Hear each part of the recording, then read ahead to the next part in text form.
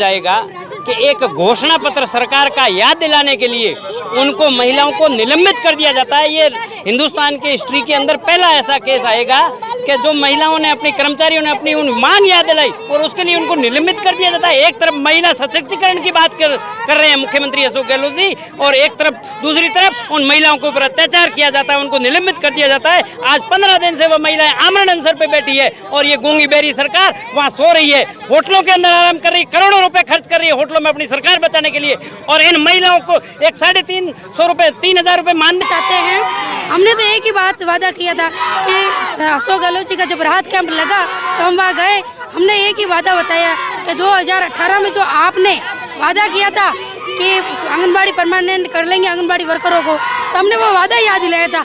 और हम पे ये झूठा आरोप लगाना छोड़ दिया, आप बेबुनियाद के आरोप मत लगाइए हम पे। हमने एक ही वादा याद दिलाया था कि हमें परमानेंट कीजिए। जब आप हमें गवर्नमेंट के सारे काम बता सकते हो, राज्य सरकार के सारे काम, इस तरीके से 18 बहनों को निष्कासित कर दिया गया। 1 घंटा हो गया है, सीएम साहब ने आज आदेश दिया, कलेक्टर साहब बाहर क्यों नहीं आ रहे? मैं 15 दिन से अनशन पे बैठी हूँ और पानी एक सिर्फ पीती हूँ, चाय तक नहीं पीती हूँ, और दोनों मेरे बच्चे हैं और शाम है और 1 घंटे से ये महिला तड़प रही है धूप के अंदर। कलेक्टर साहब क्यों? पिछले कई दिनों से आप देखिए लगातार जो आंगनवाड़ी कार्यकर्ता है, 18-19 आंगनवाड़ी कार्यकर्ता है जिन्हें निलंबित कर दिया था, उसके बाद लगातार धरना प्रदर्शन चल रहा है। लगातार इनकी मांगों को लेकर चाहे बीजेपी हो, आरएलपी हो, तमाम दल है। दरअसल ये ऐसा बताया जाता है ये जो 4.5 साल पहले कांग्रेस ने जो इनके साथ में वादा किया था, उसी वादे को लेकर कुछ जो आंगनवाड़ी कार्यकर्ता थी वो पूरे प्रदेश के अंदर आंदोलन करने के लिए निकली थी, और उसके बाद जिस तरीके से उन्हें निलंबित कर दिया गया और उसके बाद जो कुछ हुआ आप खुद देख सकते हैं कुछ। अच्छा, क्या नाम है आपका? मेरा नाम जमुना।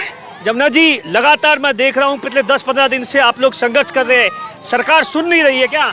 नहीं, अभी तक कोई सुनवाई नहीं हो रही है। 15 दिन से हम अनशन पर 2 बहनें और 1 भाई बैठे हैं, कोई अभी तक प्रशासन से कोई सुनवाई नहीं हुई है। क्या कह रहे प्रशासन वाले? प्रशासन वाले क्या कह रहे हैं? हम बैठे रोडों पर रात के मच्छर खा रहे हैं, कुछ नहीं कह रहे, हमारे पास ही नहीं आते, कोई हालचाल पूछने के लिए नहीं आते। क्या पूरी मामला क्या है? हम जागो और जगाओ के लिए 1 जनवरी से आंगनवाड़ी परिवार कर्मचारी संगठन की शुरुआत की है और 20 अप्रैल को 7 बहनों को मानदेय सेवा से पृथक कर दिया है। बिना कारण 7 बहनों को मानदेय सेवा से पृथक कर दिया। अच्छा, कुछ और उससे बात कर। अच्छा मैम, क्या लग रहा है? 10-15 दिन हो गए लगातार धरना प्रदर्शन कर रहे, कोई सुन रहा है? जी, हमारी बहनें 15 दिन से अनशन पे बैठी है, अभी तक ना तो कोई प्रशासन सुन रहा है और ना हमारी बहनों को न्याय मिल रहा है। क्योंकि जो कोई प्रदेश लेवल से बहन थी, उनका नाम तो मैं नहीं जानती हूँ, उनके साइदा खान नाम था उनका, उनके इशारे पे हमारे डीडी मोदी ने हमारी 18 बहनों को निष्कासित किया। उनके एक इशारे पे हमारी 18 बहनों को वो निष्कासित कर सकते हैं, तो हमारी 15 दिन से 2 हमारी बहनें हैं, बबीता जी, खेतू जी और रतन भाई, तीनों भाई बहन 15 दिन से अनशन पे बैठे, तो उन बहनों को न्याय क्यों नहीं मिल रहा? ये कौन सा न्याय है? और अनशन पे बैठे हुए भी सरकार नहीं सोच रही हमारे बहनों के प्रति क्यों? पहले तो हम यही चाहते हैं कि कलेक्टर साहब को बाहर बुलाइए और फिर हम हमारी बाइट देंगे, ठीक है ना? अच्छा, एक बात बताओ, आपने क्या मुख्यमंत्री अशोक गहलोत के खिलाफ आवाज उठाई, उस बात की सजा मिल रही है क्या आप लोगों को? नहीं, ऐसी बात नहीं है, हम कोई राजनीतिक दल में नहीं जाना चाहते हैं। हमने तो एक ही बात वादा किया था कि अशोक गहलोत जी का जब राहत कैंप लगा तो हम वहाँ गए। हमने एक ही वादा बताया कि 2018 में जो आपने वादा किया था कि आंगनबाड़ी परमानेंट कर लेंगे आंगनबाड़ी वर्करों को, तो हमने वो वादा याद दिलाया था। और हम पे ये झूठा आरोप लगाना छोड़ दिया, आप बेबुनियाद के आरोप मत लगाइए हम पे। हमने एक ही वादा याद दिलाया था कि हमें परमानेंट कीजिए। जब आप हमें गवर्नमेंट के सारे काम बता सकते हो, राज्य सरकार के सारे काम बता सकते हो, तो फिर हमें राज्य कर्मचारी घोषित करने में क्या दिक्कत आती है? कांग्रेस ने वादा पूरा नहीं किया। अब ये तो वही जाने, ये तो अब राजनीति दल जाने, हमें किसी राजनीति में पढ़नी नहीं है। हम किसी पार्टी में नहीं जाना चाहते, हम सिर्फ सीएम साहब को उनका वादा याद दिलाना चाहते हैं। उन्होंने ही वादा किया था 2018 में कि हम आंगनवाड़ी कर्मचारियों को परमानेंट करेंगे। आप यदि चाहे तो देख सकते हो 2018 का जो घोषणा पत्र है उसमें हमारी बकायदा लिखा हुआ है, 2 बार आया उसमें आंगनवाड़ी कर्मचारियों का नाम और दोनों बार यही लिखा है कि इनको परमानेंट किया जाएगा। क्या लग रहा है, बाकी संविदा कर्मियों को तो परमानेंट कर दिया, आप लोगों को क्यों नहीं किया?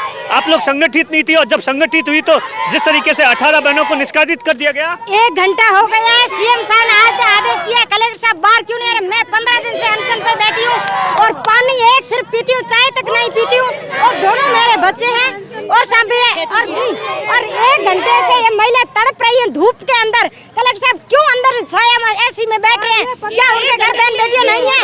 और ये मेरे बेटे नन्हे मुन्ने बच्चे, ये आज 20 तारीख से मेरी तबीयत खराब थी, मैं हॉस्पिटल में वहाँ डिपार्टमेंट थी, तो इन बच्चों से पूछिए क्या चाहते हैं ये मेरे दोनों बच्चे। अच्छा, क्या नाम है? रमेश। क्या, किस लिए आए, क्या हुआ? हम यहाँ पे इसलिए आए हैं कि मेरी मम्मी को जल्दी से जल्दी न्याय दे। क्या हुआ? मम्मी क्या कह रही है? न्याय क्यों नहीं मिल रहा? कौन नहीं दे रहा है? क्यों, कौन न्याय नहीं दे रहा है? सरकार। जल्दी बोलते रहे। आप देखिए, ये दरअसल आप देखिए 15-20 दिन हो गए, 10-15 दिन के हुआ, कुछ महिलाएं हैं वो अनशन कर रही है और कुछ सरकार को लेकर, और आज बीजेपी के जो लोग हैं वो इस धरने के अंदर, इससे पहले भी कुछ बीजेपी के लोगों से भी बातचीत करने की।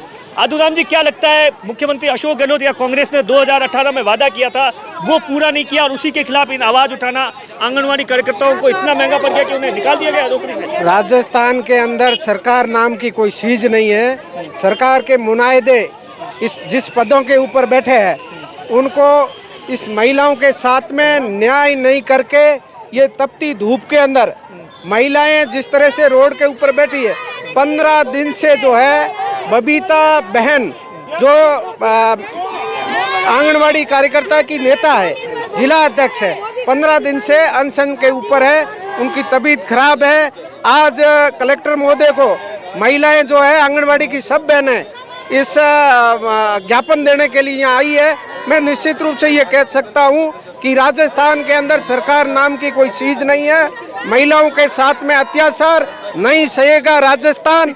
युवाओं के साथ स्वरूप सिंह जी, क्या लग रहा है, महिलाएं घंटे आधे घंटे से बैठी है, लगातार संघर्ष कर रही है, इनको इसलिए निकाल दिया जाता है कि सरकार के खिलाफ आवाज उठाते हैं? 10 जुलाई से लगातार 2 बहनें, बबीता और 1 बहन लगातार अनशन पर बैठी है, और इतनी सैकड़ों की तादाद में कई जिलों से भी बहनें आई है, और इनको 18 बहनों को सस्पेंड कर दिया गया। 2018 में सरकार आई तब इनको स्थायी करने का वादा किया था, उससे भी ये मुकर गए, और इनके संगठन को बिखेरने का प्रयास किया गया, भयभीत किया जा रहा है। छोटे छोटे बच्चे घर पर है और उसके बावजूद इनको भयभीत करने का प्रयास करके और इनको किसी प्रकार का अधिकार नहीं दे दिया जाता है। निश्चित रूप से अराजकता का वातावरण है, इनके दिमाग में, इनके शरीर किसी प्रकार की करुणा नहीं है, समझते ही सरकार को किसी भी प्रकार से सत्ता में रहने का अधिकार नहीं है। ये प्रत्येक आमजन की आवाज है। आपने देखा बहनों का दर्द और किस तरीके से राजस्थान के अंदर ये काला अध्याय लिखा जाएगा कि एक घोषणा पत्र सरकार का याद दिलाने के लिए उनको महिलाओं को निलंबित कर दिया जाता है। ये हिंदुस्तान की हिस्ट्री के अंदर पहला ऐसा केस आएगा कि जो महिलाओं ने, अपनी कर्मचारियों ने अपनी उन मांग याद दिलाई और उसके लिए उनको निलंबित कर दिया जाता है। एक तरफ महिला सशक्तिकरण की बात कर